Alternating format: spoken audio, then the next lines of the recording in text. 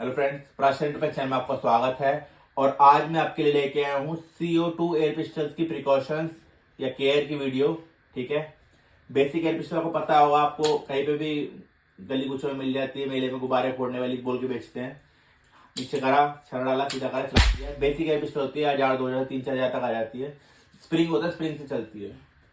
ये सारी इंपोर्टेड होती है, ज्यादातर made in Taiwan, Germany, Spain, ऐसे कई जगह बनती है। ठीक है, नाम सुना होगा आपने बरेटा, अपना जैसे बरेटा M92A1 बरेटा होती है। उसके बाद कोल्ट नाम सुना होगा आपने, Dan Wesson revolver, Glock generation 4, Webley, Dan Wesson, SNR, US combat, US army. ठीक है, ये सारी एयरगन्स है, या फिर अपना वॉल्थर का PP के। ये सारी फेमस एयरगन्स मैंने रखी हुई है, SNR 357। ठीक है, इनका खेल क्या होता है, CO2 सिलेंडर होता है, इसके अंदर 12 ग्राम गैस होती है, CO2 गैस, कार्बन डाइऑक्साइड, और ये ऐसे सील होता है। इसको इसमें CO2 गन्स में लगाते हैं तो इससे उसको पावर प्रोवाइड होती है, फिर चलती है। ठीक है, और उसके पावर से आप या तो फिर बॉल बेरिंग्स या फिर पैलेट फायर कर सकते हो 0.177 के, जो कि इंडिया में अंडर आर्म्स 2016 के तहत लीगली अलाउड है। ठीक है, और ये आप किसी भी अथराइज डीलर से, लाइसेंस वाले के पास भी बेचने का लाइसेंस हो, आप उससे ले सकते हो, तो आपको ज्यादा फायदा रहेगा, ना कि ऐसी किसी विदाउट लाइसेंस वाले से लेने से अच्छा। ठीक है, तो ये 18 साल से ऊपर वालों को और आधार कार्ड के बाद ही मिलते हैं, ऐसे नहीं मिलते। ठीक है, और इसको लेके भी आप पब्लिकली इसको आप रियल प्रिटेंड करके वीडियो बनाना, फिर किसी को डराना धमकाना नहीं कर सकते। ठीक है, तो ये जो गन्स होती है कम से कम 35-36 हजार रुपये शुरुआत होती है। बहुत महंगी गन है, लोग ले लेते हैं। बेचने वाले उनको प्रिकॉशंस नहीं बताते, मैं तो बताता हूँ। जो मुझसे लोगे आप, मेरी ऊपर वेबसाइट है, यहाँ से ले सकते हो। चांदनी चौक, तिलक नगर 2 दुकानें, आप शॉप पे आके ले सकते हो। ठीक है, तो प्रिकॉशंस मैंने आज सोचा एक ऐसी वीडियो बना दूँ, चलो मुझसे ना भी ले कोई, तो थोड़ा सा भला हो जाए। वैसे तो आपको ज्यादा चीजें पता ही होगी, लेकिन अगर नहीं पता तो मैं बता देता हूँ। ये ना एक सिलिकॉन ऑयल होता है। सिलिकॉन ऑयल क्या करते हैं बताता हूँ आपको। जब भी आप CO2 गैस या फिर CO2 सिलेंडर किसी भी गन में लोड करते हो, जब भी आप CO2 सिलेंडर किसी भी गन में लोड करते हो, तो उसको लोड करने से पहले अगर आप इसको एक बूंद पेलगन ऑयल या फिर सिलिकॉन ऑयल का इसके ऊपर डाल दोगे, तो उससे क्या होता है, जो आपका CO2 गैस होता है, ठंडी गैस होती है। जब भी आपने कभी करावा चलाया होगा तो गन ठंडी भी हो जाती है, और जैसे मान लो आग बुझाने वाला जो चीज होती है, उसमें भी ये CO2 गैस होती है। तो इसमें क्या करना है आपने, यहाँ पे एक बूंद CO2 गैस के ऊपर, यहाँ पे सिलेंडर के ऊपर अगर पेलगन ऑयल डाल दोगे और फिर वहां लगाओगे ना, तो जब CO2 हल्की हल्की लीक भी है, फिर निकलती भी है ना, तो वो कभी भी आपकी गन की वाशर को सुखाएगी नहीं। वाशर हमेशा गीली होनी चाहिए हल्की सी, ताकि लुब्रिकेंट बना रहे और अपना सिलेंडर लीक ना हो, CO2 लीक ना हो। ठीक है, लेकिन इसका ओवर यूज भी नहीं करना। ठीक है, 2 या 4 या फिर 4 सिलेंडर के बाद ही, चौथे सिलेंडर के बाद ही एक थोड़ी सी सिलिकॉन ऑयल लगाना है, अगर लगातार यूज कर रहे हो तो। अगर बहुत टाइम के बाद यूज कर रहे हो, मतलब आपने आज एक लगाया, उसके बाद आपने सोचा कि ठीक है छोड़ दिया, मतलब यूज कर लिया और छोड़ दिया, फिर उसके बाद अगला सिलेंडर आपने लगाया कम से कम 10, 15, 20, 30 दिन बाद, तो लगा सकते हो। अगर लगातार यूज कर रहे हो तो एक सिलेंडर के बाद 4-5 सिलेंडर के बाद लगाना। ठीक है, पहली चीज।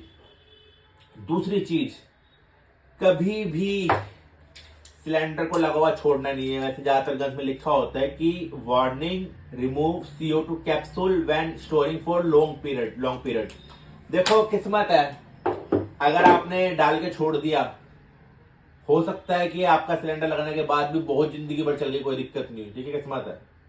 लेकिन अगर कभी भी आप कॉमन सेंस यूज करो और आप सिलेंडर लगा के छोड़ दोगे, तो वाशर पे दबाव डालता रहेगा। ठीक है, तो एक मैक्सिमम, या तो फिर मेरे हिसाब से ज्यादा मैं कहता हूँ लोगों को कि सिलेंडर लगाए, यूज करी, खत्म हो गया, सिलेंडर निकाल दिया, नहीं हुआ तो भी निकाल के रख दिया, कि कभी भी सिलेंडर भर के छोड़ना नहीं है।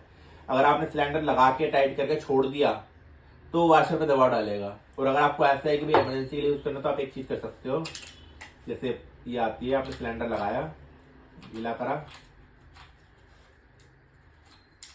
छोड़ दिया और अपना बंद कर दिया और रखा हुआ है। जब आपको यूज करनी है, शटर लगे हुए, बस एक बार घुमाया, सिलेंडर पेनिट्रेट हो, फिर आपने यूज कर लिया, तो ये कर सकते हो। अगर आपने पेनिट्रेट करके इसमें छेद कर दिया, तो फिर आपको यूज करनी ही पड़ेगी, नहीं यूज करो तो निकाल के फेंकना पड़ेगा। पहली चीज।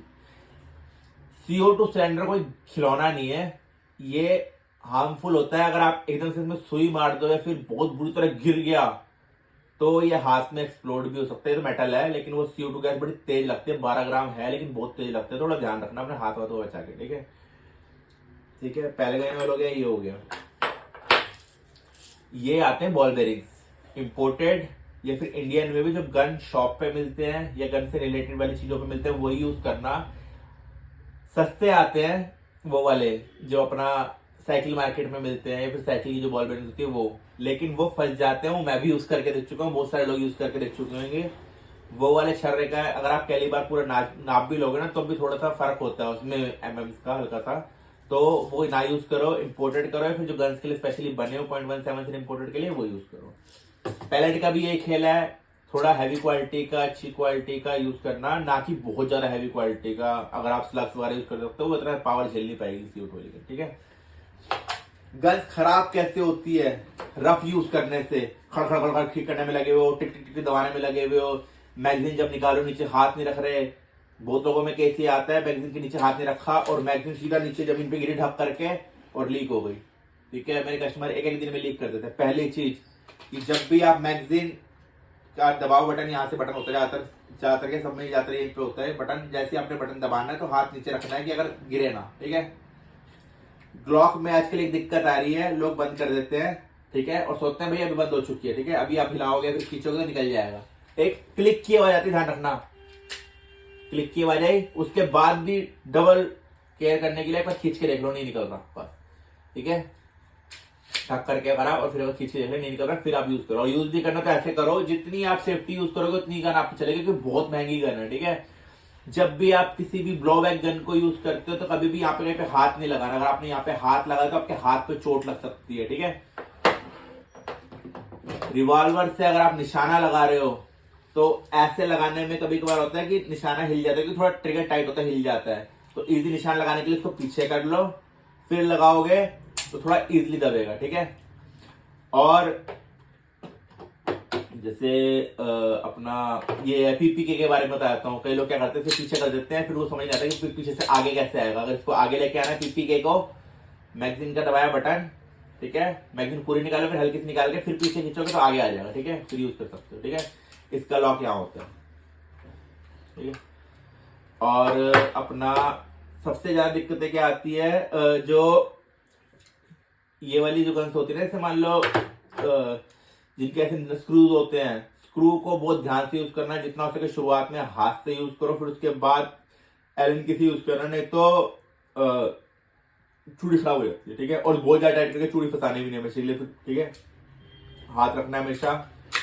और बहुत सारी गन्स में लोग क्या करते हैं, मान लो ये है, ये वाला पार्ट ना बहुत सेंसिटिव होता है। जब भी इसको नीचे करना है ना तो हमेशा एक ऊपर हाथ रखना है, कुछ रखना है कि अगर बाई चांस छूटे भी तो पूरा लोड ये ना सहे, हाथ से थोड़ा सा रुक जाए। क्योंकि अगर आपने ऐसे करके बिल्कुल नीचे से छोड़ दिया और बहुत तेज आया तो ये ऊपर का फड़ सकता है। और CO2 गन की मैगजीन बहुत महंगी आती है, कम से कम 10,000 रुपए शुरुआत होती है सिर्फ मैगजीन की। तो थोड़ा सा ध्यान रखना, जितना हो सके उतना केयरफुली, आराम से, स्मूथली इस्तेमाल करो। ग्लॉक 4 की भी एक बात है कि कई लोग क्या करते हैं, मान लो इसके अंदर एक पिन डालनी पड़ती है, उससे खुलता है ना। तो उसकी भी एक ट्रिक है कि अगर आप चाहते हो इसको खोलना और आपके पास पिन नहीं है तो यहाँ पे प्लास्टिक दे रखी है, इसी को हल्का सा खींच दोगे तो वैसे भी खुल जाएगा, ठीक है। ये भी काफी सारी ट्रिक्स हैं। तो बाकी अगर आपको कुछ समझ नहीं आ रहा, रिपेयर वगैरह भी करवानी हो तो हमारे शॉप पे आ सकते हो, ठीक है। और अगर आपको परचेज करनी है तो आप भी हमसे परचेज कर सकते हो। हमारे पास बेचने का लाइसेंस है। हमारी 2 शॉप्स हैं, चांदनी चौक में और एक तिलक नगर में। आप शॉप पे आके ले सकते हो, नहीं तो आप हमारी ऊपर वेबसाइट है, फिर कमेंट्स में या फिर पिन कमेंट में या फिर अपने कैप्शन में मैंने अपनी वेबसाइट मेंशन कर रखी है। और इसमें से अगर आपको कुछ भी लेना हो तो आप बाय कर सकते हो। मैं आपको गन दिखा देता हूँ अभी, ये ठीक है। ये इस तरीके की अभी पड़ी हुई है गन्स मेरे पास, ठीक है। अगर आपको इसमें कुछ लेना हो तो आप मुझसे परचेज कर सकते हो। बाकी छोटी वाली भी सारी है हमारे पास, एक बार में एक छर्रे वाली, ये 1000 रुपये से लेकर अपना 3000 शुरुआत है, ठीक है। बड़ी वाली भी सारी है अपनी 3800, ये वो सारी की सारी अपनी HDB, स्नाइपर, अपना आर्मर, टॉर्नेडो, प्रेसी होल, आर्मर सारी की सारी अलाउड है, मतलब हमारे पास अवेलेबल है। ये भी कैम्स्टर के पिस्टल आए हुए नए, ठीक है। तो ये बेसिक ब्रेक बैरल वाले ये आप परचेज करना हो परचेज कर सकते हो, और इसमें कुछ भी परचेज करना हो हमारी शॉप है तिलक नगर में, आप शॉप पे आके परचेज कर सकते हो, ठीक है।